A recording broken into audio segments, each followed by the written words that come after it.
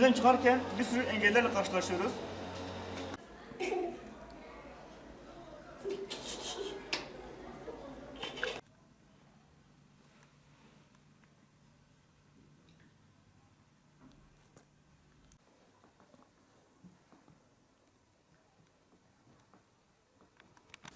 Biz zaten engelli insanlarız. Bizim sokaklarımız iki aydır ondan sonra kış da üstüne geldi. Yağmur oldu, çamur oldu. Biz evimizden çıkamıyoruz. Çocuklarımız hastalarını getiremiyoruz. Herhangi bir ihtiyacımızı karşılayamıyoruz. Biz evde mahsur kalıyoruz. Bizim sokaklarımızın düzeltmeleri istiyoruz. Bir şey daha söyleyeyim. Onu da şey yapsa, eğer şu an herhangi bir yapma durumları olmasa bile bir kum döküp silindirle üstüne eğer silindirleseler belki daha rahat bir şekilde akülerimizi evimizden çıkarır, her türlü ihtiyacımızı gideriz. Evet. Ondan sonra bu kaldırımların ortasına koyulan reklam panoları bizi engelliyor. Biz caddeden gidiyoruz, şoförler kızıyor, niye caddede gidiyorsunuz? Kaldırımda gitmek istiyoruz, kaldırımda engelli rampası yok. Artı ondan ziyade de kaldırımın ortasına reklam panosu koyuyorlar. Sadece bir insan tek orada geçebiliyoruz. Ne akü geçebiliyor orada, ne motor geçebiliyor. Bir sorunumuz daha var. O da şu an ben böbrek hastasıyım. Şu anda Diyarbakır'a gitmek istiyorum. O da minibüse gidemiyorum. Trene gitmek istiyorum. Trene şu an bize uygun değil. Sözde bizim için asansör yapmışlar. Asansör şu anda 2 senedir şu anda asansörün üstünü örtmüşler. Şu an trenler bizim için bedava olmasına rağmen biz treni kullanamıyoruz. Trene binemiyoruz. Yani bizim için bir rampa yapsalar biz o rampanın üstüne rahat bir şekilde trene binip Diyarbakır'a gidebiliyoruz ya da başka bir hastaneye gidebiliyoruz.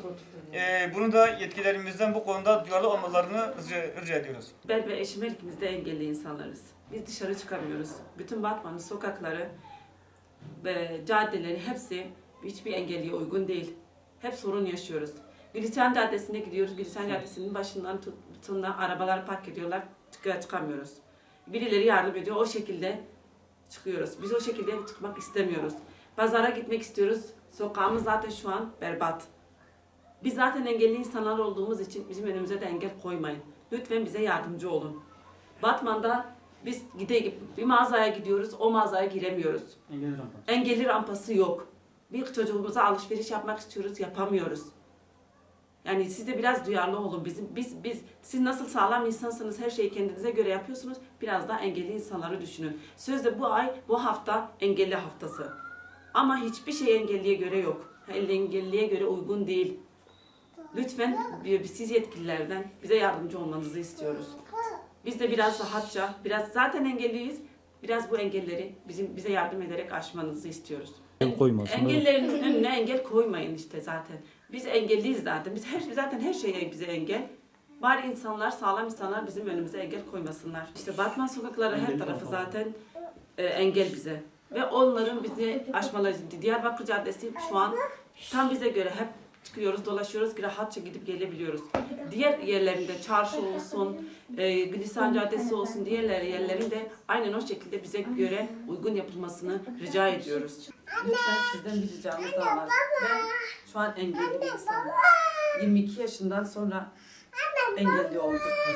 Omurilisel hastalığından omurilik zedelenmesi nedeniyle yürüyemez hale geldim. Lütfen bütün insanlarımızdan duyarlı olmalarını rica ediyoruz. Her bir insan bir engelli adayıdır. Hiçbir insan kendi sağlığına güvenmesin. Demesin sağlıklı bir insanım ve ben böyleyim. Lütfen bütün insanlar bize duyarlı olsun. Biraz bizi gördükleri zaman hor görmesinler. Böyle sanki başka insanmış gibi bize bakmasınlar. Rica ediyoruz bütün insanlardan, bütün duyarlı insanlardan bizi de kendileri içine alsınlar. Bütün insanlar gibi o gözle, o şeyle baksınlar bize. 21-22 yaşında. Evet. Sonra yürüyemez hale geldim. Tekerlekli sandalyeye bağımlı kaldım.